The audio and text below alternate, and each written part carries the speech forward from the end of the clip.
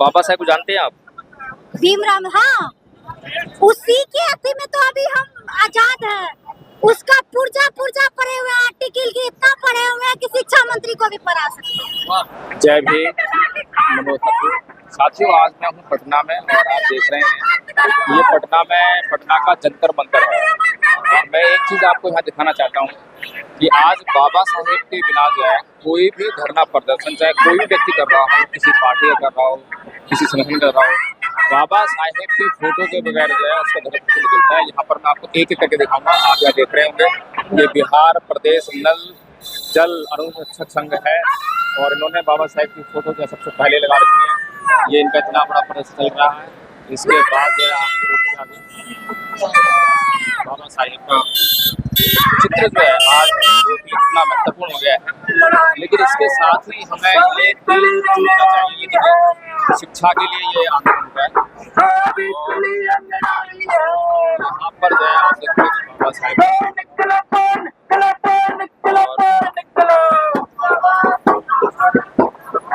बाबा साहेब का फोटो लगा रखा है। इसका मतलब ये नहीं है कि ये बाबा साहेब की विचारधारा का आंदोलन है। आपने देखा कि जंतर मंतर पर अभी जो है एक आंदोलन हुआ जिसमें अभिजीत दीपके ने आंदोलन किया और शिक्षा मंत्री का जो पद है उसको वापस लेने के लिए। लेकिन विचारधारा, फोटो लगाना, जय भीम का नारा लगाना वो एक अलग बात है, लेकिन बाबा साहेब की विचारधारा कहाँ पर है। और यहाँ पर देखिए ये जो है ये एक आंदोलन चल रहा है और ये आंदोलन चल रहा है पीटी एक्ट रद्द करो का आंदोलन है। इसमें कि बहुत अच्छे बैठे हुए हैं पीटी एक्ट के लिए और आकाश लामा जी ने इसका आह्वान किया है। इस आंदोलन की भी यही कहानी है। ये बिल्कुल बैठे हुए हैं और मैं बता दूं कि आज इतनी गर्मी है, इतनी उमस है कि सुबह से मैं तो परेशान रहा और फिर भी इतनी गर्मी उमस में ये आंदोलन चल रहा है। पीटी एक्ट रद्द करो। इसके अलावा ये एक आंदोलन है। यहाँ पर देखिए ये देखिए बाबा साहेब और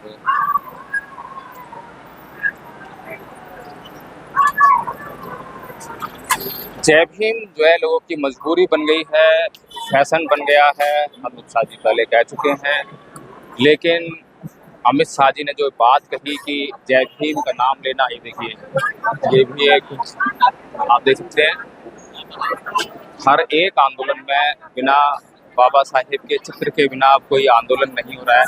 बाबा साहेब जो है एक नेशनल लीडर की भूमिका में आ चुके हैं और नेशनल लीडर की भूमिका में नहीं बल्कि प्राइम नेशनल लीडर की भूमिका में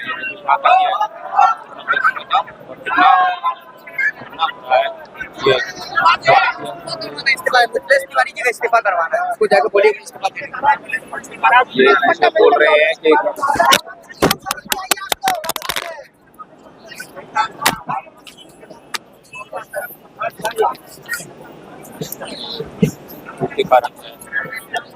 माइक गिर गया आपको कुछ लोगों से निर्माता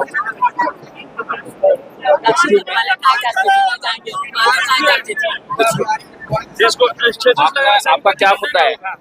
मेरा यही मुद्दा है कि शिक्षा मंत्री टीआरई 1 और टीआरई 3 में जिस पैटर्न से वो एग्जाम लिया उसी पैटर्न के साथ टीआरई 4 वाले का भी एग्जाम लिया जाए।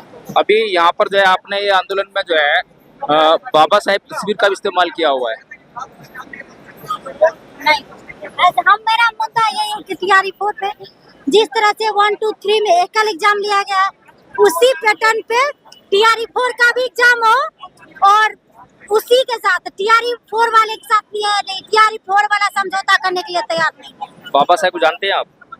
भीमराव, हाँ, उसी के अथी में तो अभी हम आजाद है। उसका पुर्जा पुर्जा पड़े हुए हैं, आर्टिकल के इतना पड़े हुए हैं कि शिक्षा मंत्री को भी पढ़ा सकते हैं। और क्या कहता उन्होंने? यही कहा था वो कि आप जो है ना, जिस देश में आप स्वतंत्र हैं, आपको बोलने का अधिकार है, उसी का देन है कि आज हम लोग बोल पा रहे हैं, उसी का देन है कि हम लोग बोल पा रहे हैं, स्वतंत्र है अपने देश में, गांधीवादी तरीका से आंदोलन कर रहे हैं। टीआरई ये जो शिक्षा मंत्री सुनने को तैयार ही नहीं है। आप टीआरई 1, 2, 3 में क्यों नहीं लिए? आप 7 फेरे जितना शादी में होता है उस तरह से आप एग्जाम दिलवा रहे हैं। आप कहाँ गए थे टीआरई 1, 2, 3 में? आप बोलेंगे कि आप सत्ता में नहीं थे, यही चीज आप बोलिएगा। तो आप क्यों नहीं लिए? आप क्यों करवा रहे हैं? सीटेट बाबा साहेब ने कौन से धर्म को छोड़ा था? अछूत धर्म को छोड़ने के लिए। अछूत धर्म को। अच्छा, कौन से धर्म को अपनाया था? तैयार है आपको आगे अगर आप कौन सा धर्म? किसके बारे में? बाबा साहब कौन सा धर्म को अपनाया था? आज वो तो संविधान को अपनाया था, संविधान लिखा था वो, अधिकार दिया वो उसने संविधान लिखा था बाबा साहब ने। तो देखिए, जो बात मैं कह रहा था कि बाबा साहेब का जो विचार है, अभी ये लोग जो प्रताड़ित हैं, और प्रताड़ित क्यों हैं? क्योंकि यहाँ पर जो सरकार में बैठे हुए लोग जो हैं, वो लोग इन लोगों का शोषण कर रहे हैं, इनके अधिकारों को इनको नहीं देने का काम कर रहे हैं, इनको नहीं दे रहे हैं। अब ये अधिकारों को क्यों छीना जा रहा है, ये एक बड़ा महत्वपूर्ण विषय है। और इसी कारण से जो है, क्योंकि सरकार में जो लोग बैठे हैं वो कि यहाँ पर हर एक धरना प्रदर्शन में जो है ये जो बाबा साहेब अम्बेडकर का फोटो लगा हुआ है, इसका कारण क्या है? कारण क्या है? वो संविधान जो है वही लिखे हैं और संविधान के निर्माता वही है, और संविधान सबसे सर्वोच्च है। संविधान के वजह से ही ये सारा सिस्टम चल रहा है, इसलिए संविधान में उनकी बहुत बड़ी भूमिका रही। और हर प्रोटेस्ट में आप देखते होंगे जो भी संविधान में विश्वास रखते हैं, संविधान को मानते हैं, वो भीमराव अम्बेडकर को मानते हैं। अच्छा, बाबा साहेब ने जो है धर्म परिवर्तन क्यों किया था? धर्म परिवर्तन क्यों किया था? उन्होंने देखा होगा कि बहुत सारी, देखिए, असमानता थी समाज में। असमानता जहाँ बढ़ जाती है वहाँ सब लोग अपना सुरक्षित स्पेस खोजता है।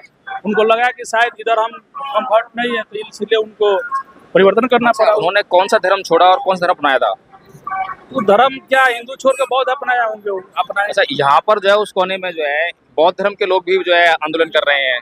तो ये जो आंदोलन कर रहे हैं और बाबा साहेब ने इनका धर्म अपनाया था, आज ये किस लिए आंदोलन कर रहे हैं, क्या बात है? उनका कोई मंदिर है, वो बौद्ध मंदिर, शायद उनके ये लोग बचाने के लिए अपना आंदोलन कर रहे हैं, ताकि हमारा जो बौद्ध मंदिर है उसको सुरक्षित किया जाए। शायद इन लोगों को दूसरे मंदिर में जाने के लिए रोका जाता है, तो इन लोग का अपना मंदिर है, वो अपना मंदिर का तलाश में है। मंदिर पे किसने कब्जा किया है?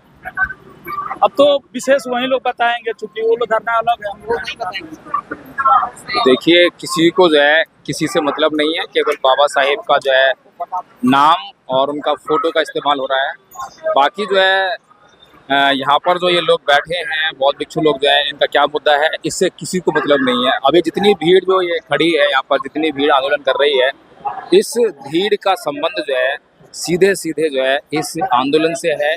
क्योंकि इस आंदोलन का अगर आप देखेंगे कि जो महाबोधि महाविहार है उस पर हिंदुओं का कब्जा है, और बीटी एक्ट जो साफ साफ कहता है कि हिंदू बौद्ध नहीं है और बौद्ध हिंदू नहीं है। मैं ये बात लगातार जो है लोगों के बीच में रखता रहा हूँ, कहता रहा हूँ कि बीटी एक्ट जब ये कह रहा है तो हिंदुओं को जो है नैतिकता के आधार पर महाबोधि महाविहार जो बौद्धों को दे देना चाहिए। लेकिन बौद्धों की भी एक समस्या है, सरकार की भी समस्या है कि कौन से बौद्धों को दिया जाए। यहाँ पर जो बौद्ध बैठे हैं, अब ये इनको डिसाइड करना है कि कौन से बौद्धों को दिया जाए या कौन से बौद्ध भिक्षु को दिया जाए, कौन से बौद्ध संगठन को दिया जाए।